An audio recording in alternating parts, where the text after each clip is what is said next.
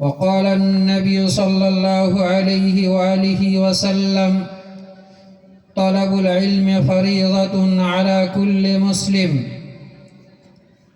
সমস্ত প্রশংসা, গণকীর্তন, আরাধনা, উপাসনা, বন্দনা, হামদোসানা, তারিফ ও তৌসিফ আল্লাহ রাব্বুল আলামিনের জন্য, যিনি আমরাকে এই শীতের আমেজে দিনের কথা শোনার জন্য পাক মাহফিলে আসার তৌফিক দান করেছেন।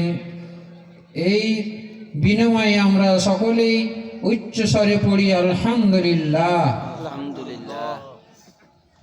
আল্লাহ রাব্বুল আলামিনের কাছে প্রার্থনা করি, হে আল্লাহ রাব্বুল আলামিন, আমাদের এই প্রয়াসকে, এই প্রচেষ্টাকে, এই মেহনতকে কবুল করে নাও, পড়ুন আমিন। আমার শ্রদ্ধেয় ইসলাম দরদি ইসলামী ভাই বন্ধুগণ, মা ও বোনেরা, যিনারা এই পাক মাহফিলে এসেছেন, যিনারা শিক্ষাকে ভালোবাসেন, শিক্ষাকে প্রাণ প্রিয় মনে করেন, তিনারা নরম গরম বিছানা ছেড়ে আজকে এই পাক মাহফিলে এসেছেন, কিছু কথা শুনবেন এবং তার উপরে আমল করবেন। আল্লাহ রাব্বুল আলামিনের কাছে প্রার্থনা করি, আল্লাহ রাব্বুল আলামিন আমাদের এই প্রচেষ্টাকে কবুল করে নাও, পড়ুন আমিন। আল্লাহ রাব্বুল আলামিনের সংক্ষিপ্ত প্রশংসার পর তার প্রিয় রাসূল, প্রিয় নবী, আমিনা মায়ের কলেজার টুকরা, শফিউল মুজনবিন, খাতামুন নবীন হযরত মুহাম্মদুর রাসূলুল্লাহ সাল্লাল্লাহু আলাইহি ওয়াসাল্লামের প্রতি দরুদ ও সালাম অবতীর্ণ হোক। আল্লাহুম্মা সাল্লি আলাইহি ওয়া আল্লাহুম্মা বারিক আলাইহি।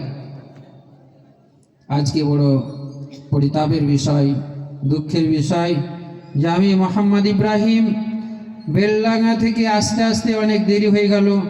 তার জন্য আমি আপনাদের কাছে অন্তরস্থল থেকে ক্ষমা চাইছি। বেলডাঙ্গার অবস্থাটা খুব একটু ভালো নেই। তা সত্ত্বেও যিনি উপবিষ্ট আছেন আমাদের মাঝে, জনাব হযরত মাওলানা ওবায়দুল্লাহ রায়হান আল বুখারী, ওনার সুপ্রিয় উস্তাজ মাওলানা রিজওয়ান সালাফি ওনার ছেলেকে নিয়ে বহরমপুর জীবন দিতে এসেছিলেন। উনি আমার বাড়ি এলেন, একটু আপ্যায়ন করতে আমার দেরি হয়েছে, এটাই বাস্তব সত্য কথা। যিনি আপনাদের মাঝে এসেছেন প্রধান শিক্ষকও বটে এবং প্রধান বক্তা হিসাবে, ওনার যখন আলোচনা শুনবেন তখন অনেক কিছু জ্ঞান অর্জন করতে পারবেন। যেনারা আসতে পারেননি তেনারা আফসোস করবেন, কিন্তু আমি ইসলামী ভাইদেরকে অনুরোধ করব, আল্লাহর রাসূল হযরত মুহাম্মদুর রাসূলুল্লাহ সাল্লাল্লাহু আলাইহি ওয়াসাল্লামের কথার উপরে আমল করবেন। যেনারা আসতে পারেননি তারাকে এই মেসেজটা আপনারা পৌঁছে দেবেন ইনশাআল্লাহ, পড়ুন ইনশাআল্লাহ।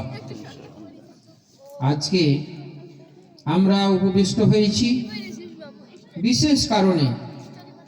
আমাদের মনে ব্যথা আছে, দরদ আছে। আমরা ইসলাম ধর্মকে ভালোবাসি, দেশবাসীকে ভালোবাসি, ভারতকে ভালোবাসি। আমাদের প্রতিবেশী হিন্দু হোক বা মুসলমান হোক, জৈন হোক বা খ্রিস্টান হোক, তাদেরকেও ভালোবাসি। কারণ হচ্ছে আমাদের শিক্ষাটাই তাই। কোরআনে যে শিক্ষা দেওয়া হয়েছে, পৃথিবীর বুকে যারা আছে তাদেরকে তোমরা ভালোবাসো, যারা বড় তাদেরকে সম্মান প্রদান করো, যারা তোমাদের বয়সে ছোট তাদেরকে আদর ও স্নেহ যত্ন করো। এটাই আমাদের ধর্মের শিক্ষা। আমরা আজকে এই পাক মাহফিলে এসেছি একটা মহৎ উদ্দেশ্য নিয়ে। বলুন তো, আমরা কত ধনবান, কত ধন দৌলত আমরা জড়ো করে রেখেছি।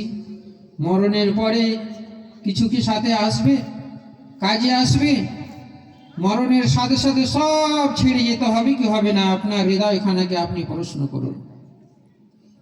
তাহলে একটা ছোট্ট কথা আমি বলবো যে পৃথিবীকে মানুষ জয় করার জন্য কত চেষ্টা করছে, কত শিক্ষা অর্জন করছে, আধুনিক শিক্ষা থেকে নিয়ে, দিন শিক্ষা থেকে নিয়ে কত কি শিক্ষা অর্জন করছে, কত ব্যবসা বাণিজ্য করছে।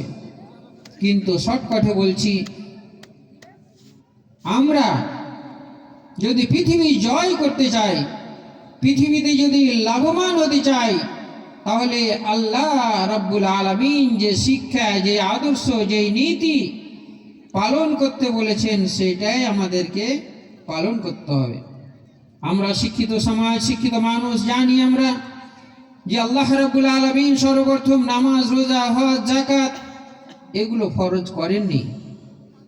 আল্লাহ রাব্বুল আলামিন সর্বপ্রথম শ্রেষ্ঠ ফেরেশতা জিবরিল আমিন আলাইহিস সালাতু ওয়াস সালাম দ্বারা সর্বশ্রেষ্ঠ নবী হযরত মুহাম্মদ রাসূলুল্লাহ সাল্লাল্লাহু আলাইহি ওয়াসাল্লামের উপরে যে বার্তা, যে মেসেজ, যে ওহী পাঠিয়েছিলেন, সেটা হচ্ছে ইকরা বিসমি রাব্বিকাল্লাযী খালাক।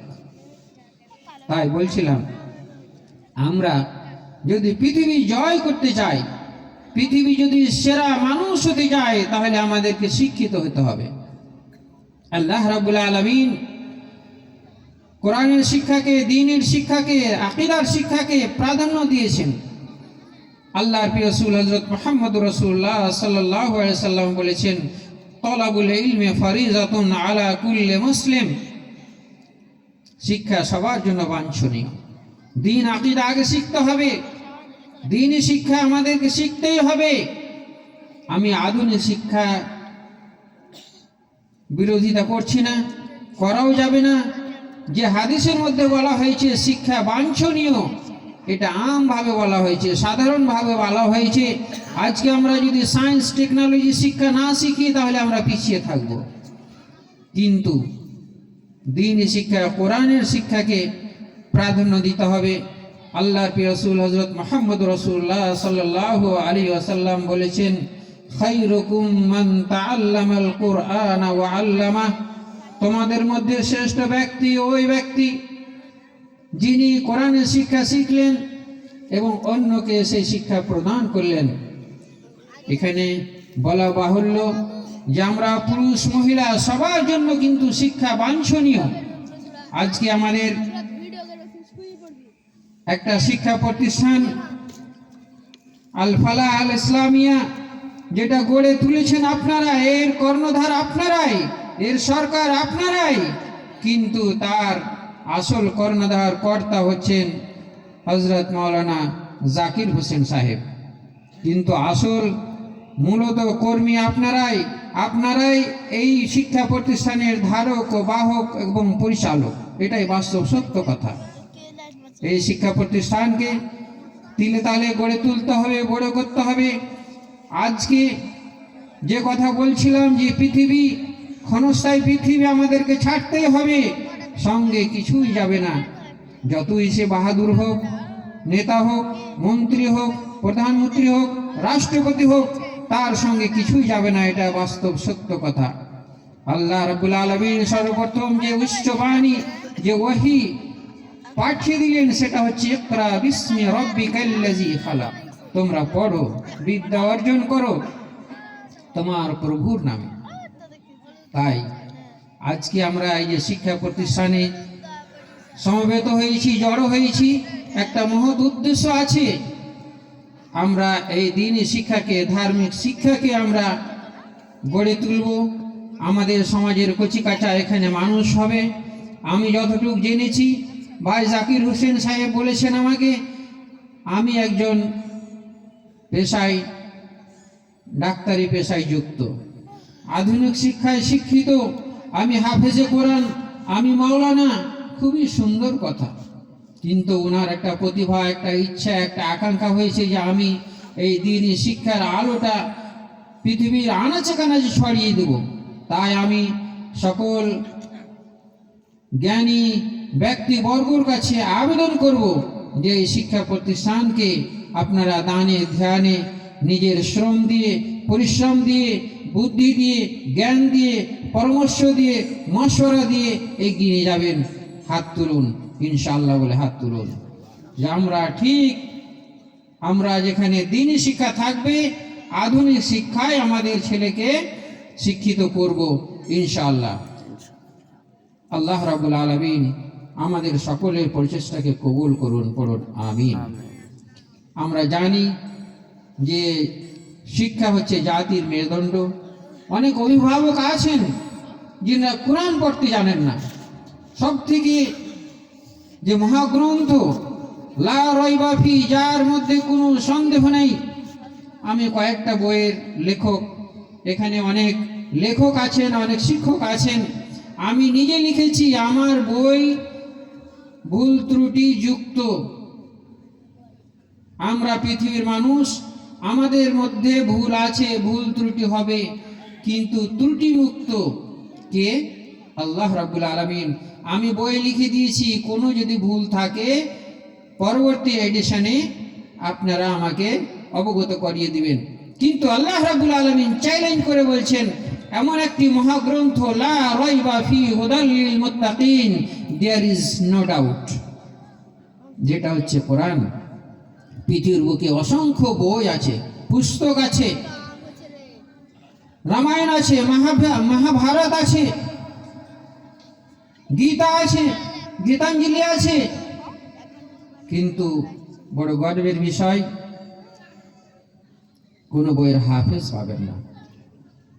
আপনার ছেলে, আমার সন্তান, আমাদের প্রতিবেশী, আমাদের দেশের লোক, পৃথিবীর মানুষ এই যে 30 পারা কোরআনকে ঠোঁটস্থ করে ফেলছে, মুখস্থ করে ফেলছে, এটা একমাত্র আল্লাহ রাব্বুল আলামিনের বিশাল বড় অবদান, বিশাল বড় অবদান, বড় চ্যালেঞ্জ। আর যত পৃথিবীর বই আছে সব বইয়ের মধ্যে ভুল ত্রুটি আছে, কিন্তু কোরআনের মধ্যে ভুল ত্রুটি নেই। আজকে আমরা সমবেত হয়েছি, কিছু দিনই কথা শুনবো। হেদায়েতের মালিক আমিও না, জাকির ভাইও না, প্রধান বক্তাও না, আপনিও নন, আল্লাহর প্রিয় রাসূল হযরত মুহাম্মদ রাসূলুল্লাহ সাল্লাল্লাহু আলাইহি ওয়াসাল্লামও নন, কোরআনও নয়। হেদায়েতের মালিক কে? আল্লাহ রাব্বুল আলামিন। ইন্নাল্লাহা ইয়াহদি মান ইয়াশা, আল্লাহ যাকে চান তাকে হেদায়েত দেন। কোরআন একটা আইডিয়াল, একটা নুসখা, একটা পথ প্রদর্শক বই, সেটাকে আমরা পড়বো, জানবো। আমি যেটা বলছিলাম যে আমাদের অনেক জ্ঞানী ভাইরা আছেন, কোরআন পড়তে জানেন না, কিন্তু তাদের ইচ্ছা জেগেছে, আকাঙ্ক্ষা হয়েছে, বুদ্ধি জেগেছে, মনে সাড়া দিয়েছে, যেই বইয়ে কোনো ভুল নেই, ত্রুটি নেই, সেই বইটাকে আমি আমার নাতিকে পড়াবো, আমার ছেলেকে পড়াবো, আমার সন্তানকে মুখস্থ করাবো, তার মানে মতলব, তার তাফসীর তাকে বুঝাবো। তাই আজকে আমরা সমবেত হয়েছি, জড়ো হয়েছি, আমরা এই শিক্ষা প্রতিষ্ঠানকে তিলে তালে এগিয়ে নিয়ে যাব, করুন ইনশাআল্লাহ। তাই আমি সভাপতি হিসেবে আপনাদের কাছে বিনীত আবেদন করব, আপনারা যতটুকু পারবেন এই শিক্ষা প্রতিষ্ঠানকে দানে ধ্যানে পরামর্শে আপনারা এগিয়ে নিয়ে যাবেন, বলুন ইনশাআল্লাহ। এই বলে আমি নিজের কথা আমি শেষ করছি। এরপরে